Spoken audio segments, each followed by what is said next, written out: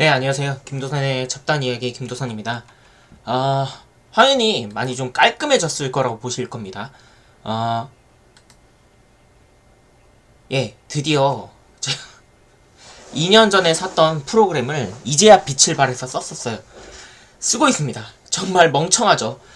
그러니까 돈 주고 산 소프트웨어를 활용을 전혀 못하다가 이번에 처음 활용해보는 건데, 매번 삼각대 갖다 놓고 이렇게 하다가 어떻게 영상을 찍어볼까 하다가 곰캠이라는 걸 알게 돼가지고 이 곰캠을 좀 써먹기로 해봤습니다. 자, 지난주에는 제가 주식에 대해서 얘기를 했었는데 나머지 부동산, ESG, 친환경차 이 부분에 대해서 좀 얘기를 해보려고 하는데 일단 부동산부터 해보도록 할게요.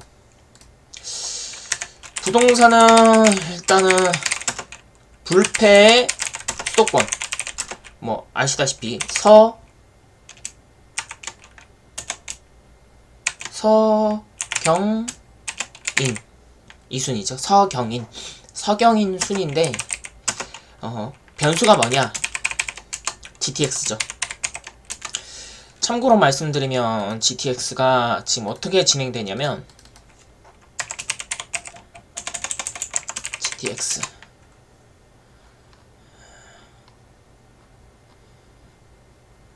정확한 명칭은 수도권 광역급행 철도인데 이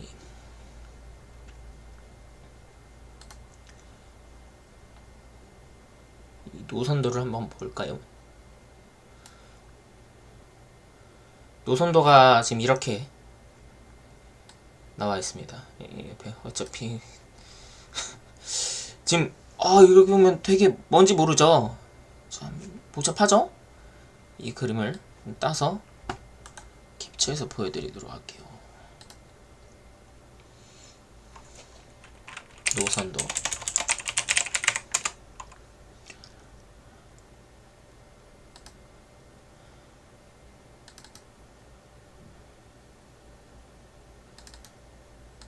자, 좀 보기 편해지셨나요?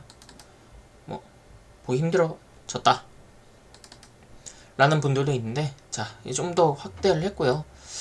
여기서 보면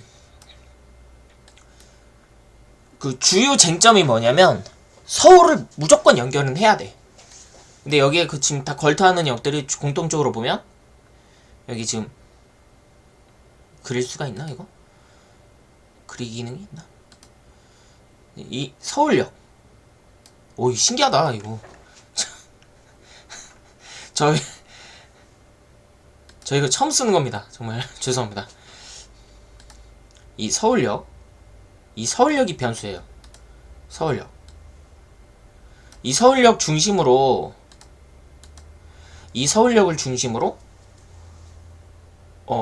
다른 지방역들이 움직이냐 안 움직이냐라는 거를 이제 보는 것 같아요. 그러니까 서울역이 거쳐가느냐. 그래서 지금 보시면 인천 사시는 분들은 이제 송도, 인천시청, 부평, 부천중앙운동장, 신도림. 아시다시피 지하철 노선도에서 신도림을 가려면 부평에서 출발하려면 부평, 부계, 송내,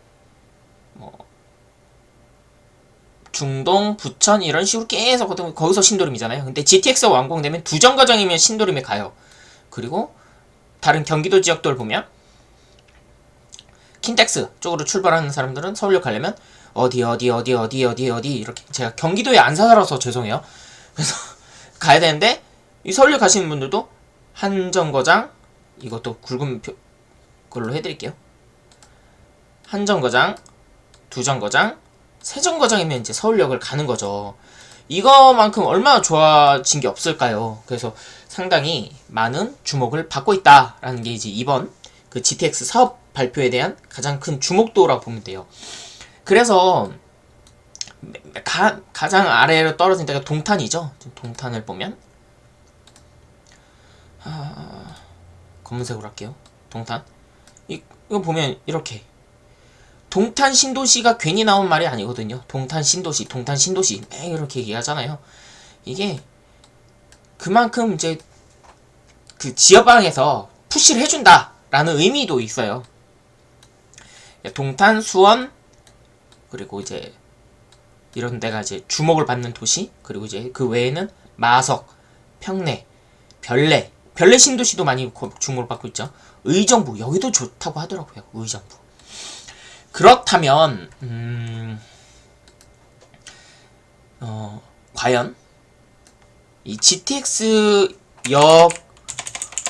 역을 사는 게 좋은데 문제는 비용이죠. 그렇다면 어떻게 할까? 그 근처 역을 노려라. 이게 정답인 것 같고요.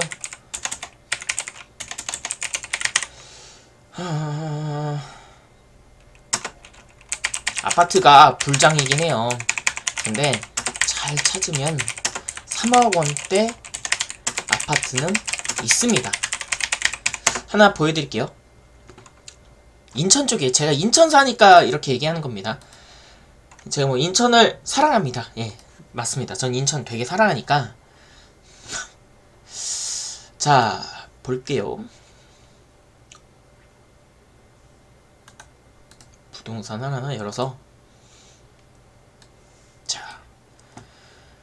자 봅시다.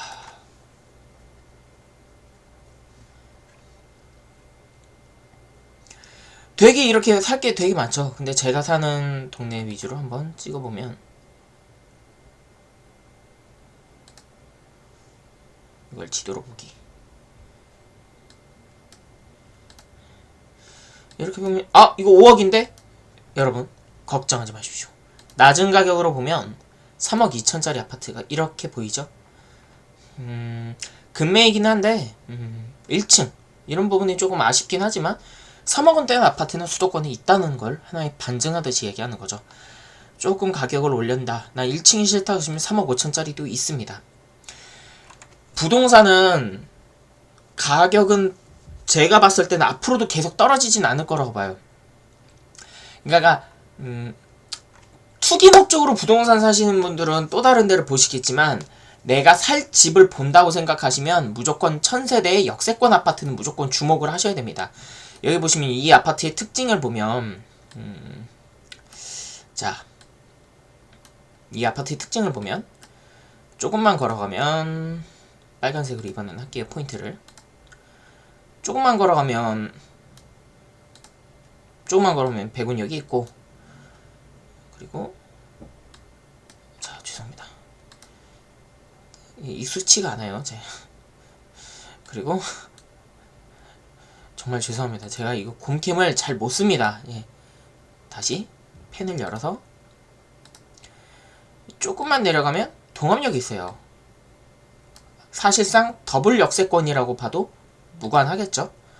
이런 데는 세대수도 많으니까요. 이 아파트를 보면 세대수가 현재 1690세대라고 돼 있죠.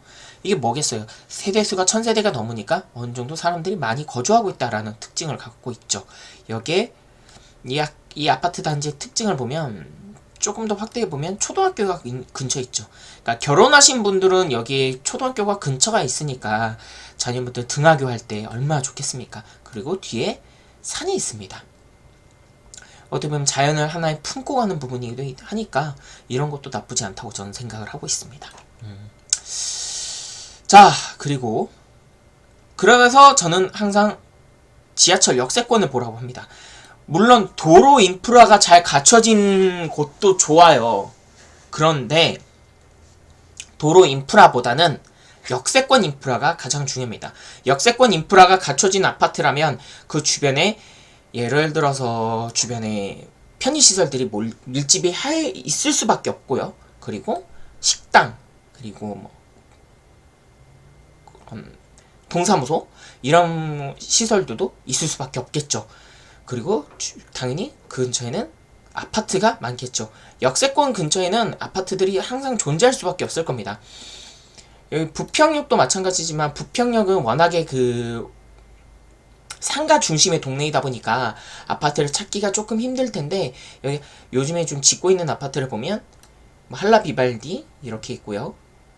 이것도 표시를 해낼까요? 자, 한라 비발디 이렇게 있고, 그 다음에 보면 여기는 완전 상가지대라서 여기는 아파트가 없는데 여기 이렇게 내려보면 경찰 종합학교 있고 여기는 병원이 있고요. 여기 화성 파크드림 이 아파트도 있는데 여기는 지금 보시면 11억까지 뛰었죠. 이게 왜 그러겠어요? 부평역이라는 프리미엄이 있어서 그런 거거든요. 부평역 더하기 부평역에 이제 DTX가 개통이 되게 되면 사람들이 많이 주목을 하게 되는 그런 동네가 되지 않을까라는 생각이 들어서요. 여기는 아파트라고 하기는 그렇고 도시형 아파트라고 얘기를 합니다. 항상 집을 보실 때는 역세권 그리고 GTX 이걸 보면 되고, GTX가 좀 버거우신 분들은 급행열차 또는 지하철 역세권 이렇게 보시면 될 것 같습니다. 개인적으로 저는 추천하는 역세권들은 무조건 지하철 1호선이라는 거를 추천을 하고 싶어요. 왜냐면 이 지하철 1호선이라는 이 가지고 있는 장점을 한번 설명을 해볼까요? 맘만 먹으면 서울을 갈 수가 있습니다. 맘만 먹으면 서울을 그냥 가요. 서울을 바로 갈 수 있습니다. 환승 없이. 어떤 역 중에서 환승 없이 지하철로만 서울을 바로 갈 수 있는 역세권은 공항철도랑 그리고 지하철 7호선 그리고 1호선밖에 없는 걸로 알고 있어요. 그 외에는 뭐 분당선, 수인선 이런 것도 있지만 전통의 서울 있잖아요. 뭐 그렇게 따지면 뭐 말이 많겠지만 서울역, 종로 이런 쪽으로 다니신 분들은 지하철 1호선에 대한 이 프리미엄은 무시를 못할 것입니다. 한번 네이버 지도로 한번 볼까요, 여러분? 자,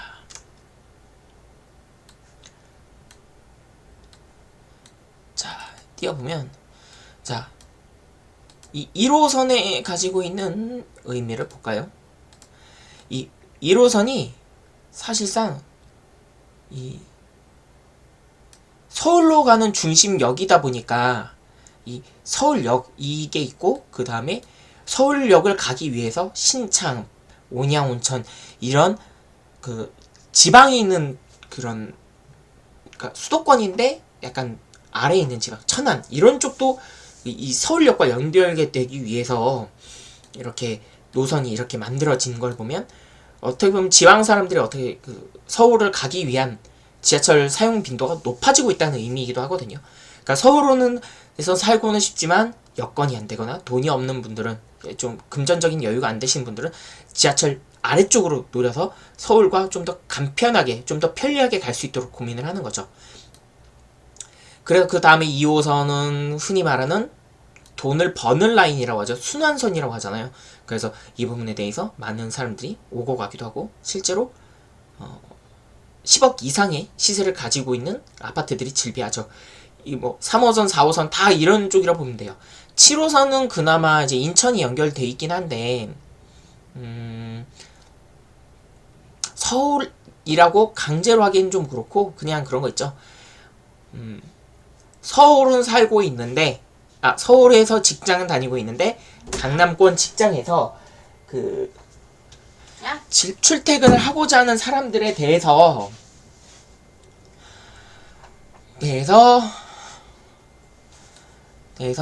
이 7호선을 많이 선호를 하는 편이기도 합니다. 그래서 7호선이 상당히 어느 정도 잠재된 그런 지하철 노선이라고 보시면 될 것 같아요. 잠시만요. 자, 그래서 재산이 어느 정도 있다라고 하면 베팅해 볼 만한 데가 2호선, 7호선이라고 봐요. 강남 쪽을 무조건 걸터앉아 있고 있으니까. 네, 조금 여유가 조금 고민된다 싶으시면 1호선을 강력하게 추천하는 바입니다. 만약에 조금 좀 시작하는 시드머니가 좀 부족하다 하시면 동인천도 나쁘지 않습니다. 왜? 동인천은 특급열차가 다니기 때문이죠. 특급열차. 이 특급열차가 다닌다는 의미가 뭐냐면 금방 가요. 정말 이 특급열차의 특징이 뭐냐면 진짜 금방 갑니다. 이 동인천. 자꾸 이렇게 얇은 걸로 할까? 동인천. 다시 동인천. 동인천. 의미가 되게 큰 동네이기도 하죠. 자, 얼마나 좋습니까? 자. 저도 동인천 좋아합니다. 예, 맛집도 많고요. 그래서 무조건 역세권을 보셔라. 야, 이거 보십시오. 이 그림 같지 않습니까?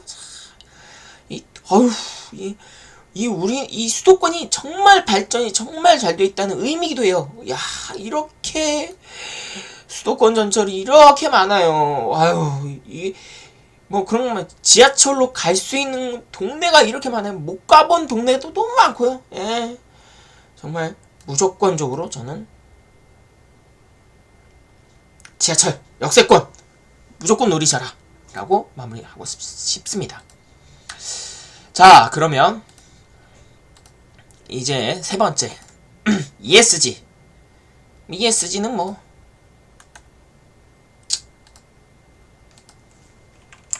ESG는 뭐냐? 환경 보고 잘하냐? 못하냐? 지수를 나타내는 거예요. 뭐 예를 들어서 너네 제품 친환경이냐? 예를 들어서 요즘 곧 설날 다가오잖아요. 선물 세트 재활용 종이 쓴다.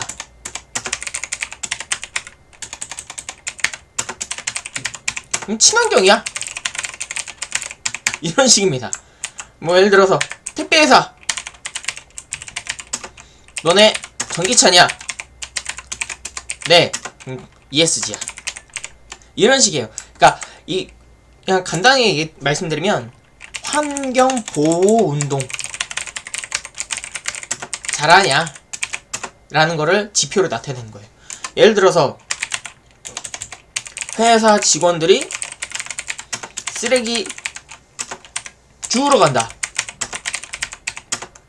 ESG입니다. 맞아요. 이거는 뭐 간단히 보면 어떤 회사를 보냐면 그냥 디테일하게 보면 너무 복잡하니까 커피 전문점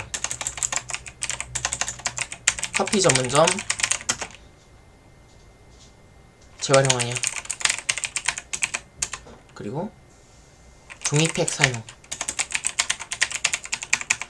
이런 걸로 아마 보면 되니까 개인적으로 좀 식품회사 쪽에 ESG를 주목해봐라 라고 얘기하고 싶습니다. 여기서 이걸로 마무리할게요. 친환경차. 친환경차 포인트가 전기차냐 배터리냐 라는 건데, 실제로 현대차가 엔진 부서 없앤다는 얘기가 나와요.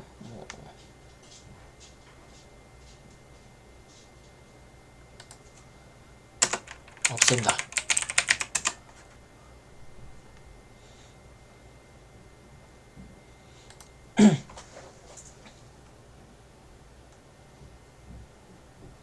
뭐 SBS 경제 뉴스 쪽인데 여기 보면 여기 돼 있죠. 뭐 현대차 내연 엔진 개발센터 없앤다. 전기차 승부수. 이게 뭐냐면 이 기름차에 대해서 앞으로 시장적인 영향력이 좀 줄어들지 않을까라는 식으로 이제 예측을 한다라는 의미이기도 하거든요. 근데 관건이 뭐냐면 전기를 뭘로 만들어? 결국 기름, 석유, 석탄, 원자력만으로는 힘들죠. 그래도 이 짤이 있어요.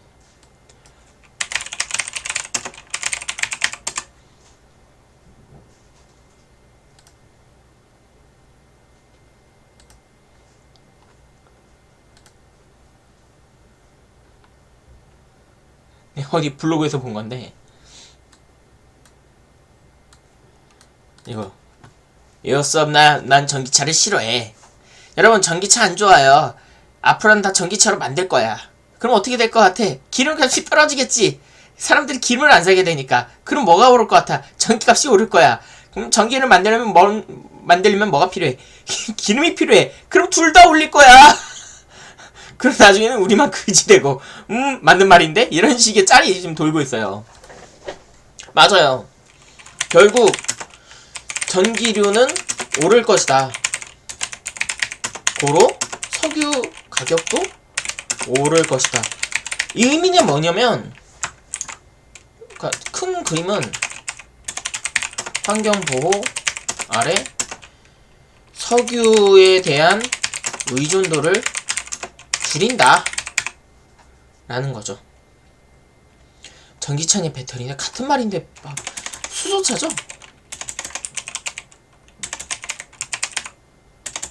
아니면 하이브리드.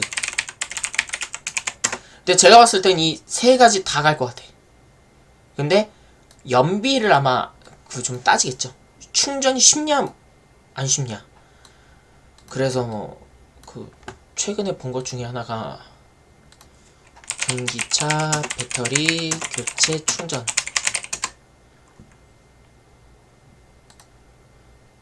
유튜브 프리미엄이 있다면 좋아하는 영상을 광고 없이. 자, 이것도 녹화가 돼버리네요. 자,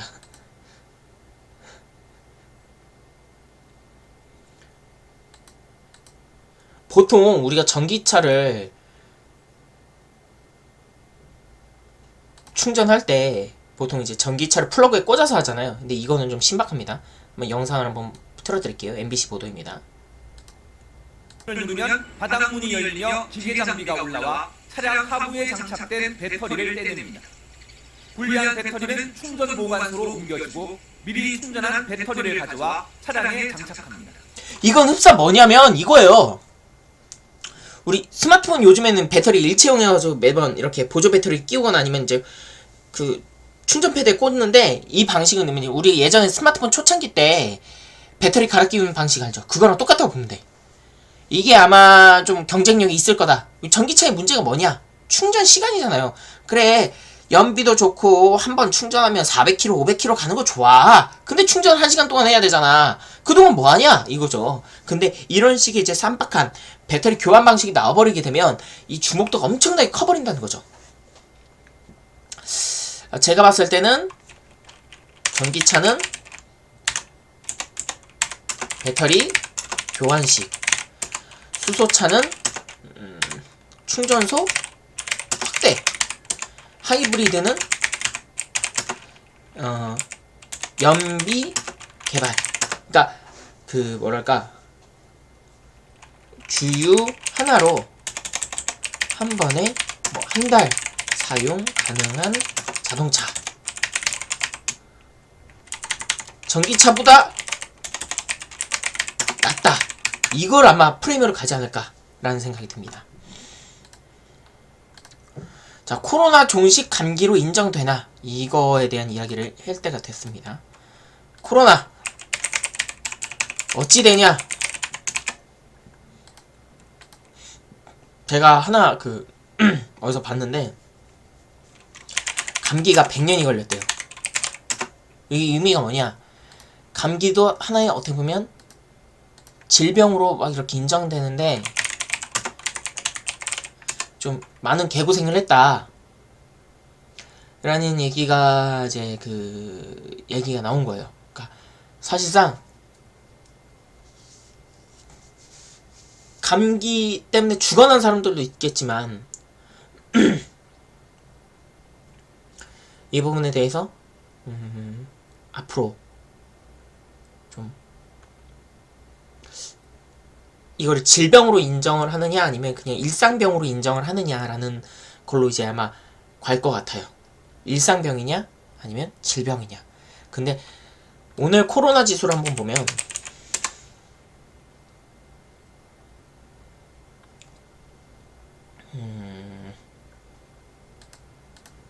자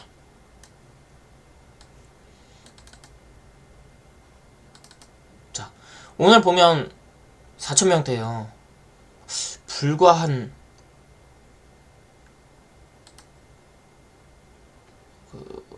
코로나 지수 한번 보면 발생 현황을 보면 나오겠죠? 이거를 이전 거를 볼 수는 없나?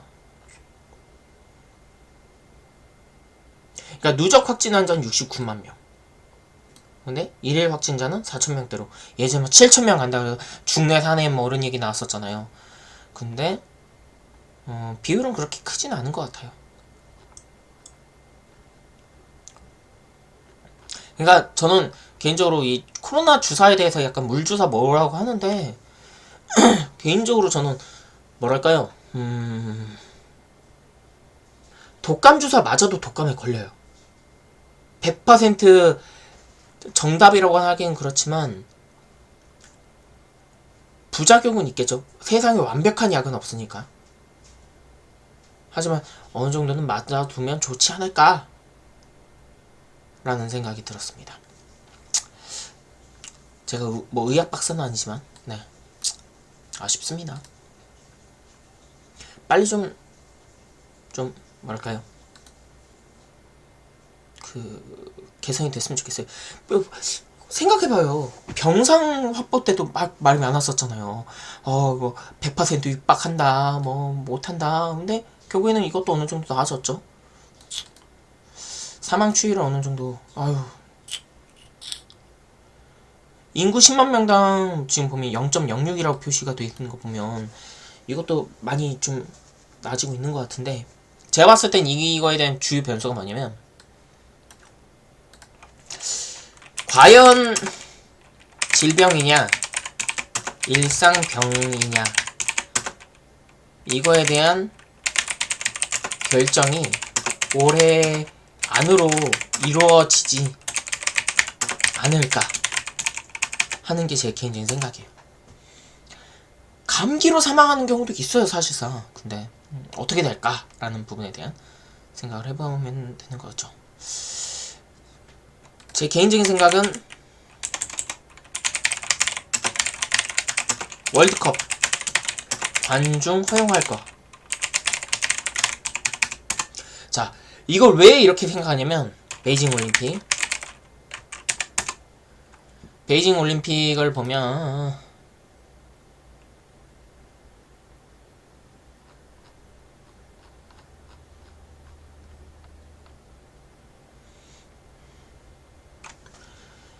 이 올림픽의 그 파트너십이라고 하죠. 그 기업들, 실제로 이 월드와이드 올림픽 파트너를 보면, 죄송합니다.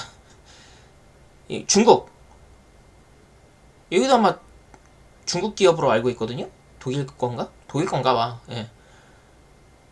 너 어디 거야? 여기 알토스? 뭐 하는 데인지도 모르겠어. 글로벌. 한국 뭐 한대요, 근데?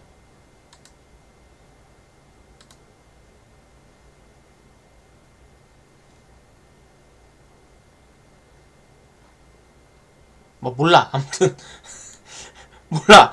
아무튼 모르는데, 그러니까 그 올림픽에 대해서 실제로 홍보 효과가 그렇게 크진 않아요. 그래서 많은 기업들이 투자를 잘 안 해. 이거 보면 코카콜라 미국, P&G 뭐 다국적, 오메가, 인텔, 비자, 여기가 이제 대표적인 기업이고, 에어비앤비는 뭐 그냥 그렇다고 치고, 알리바바 중국, 일본, 뭐 일본. 그러니까 사실상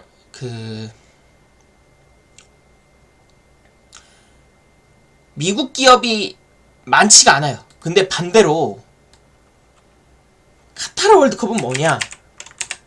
이게 지금 미국 기업이 상당히 많이 들어가 있거든요. 그러니까 이 뜻이 뭐냐면 미국 기업들이 사실상 그 경기 회복을 위해서 돈을 쓰는 그 비용에 대해서 얼마나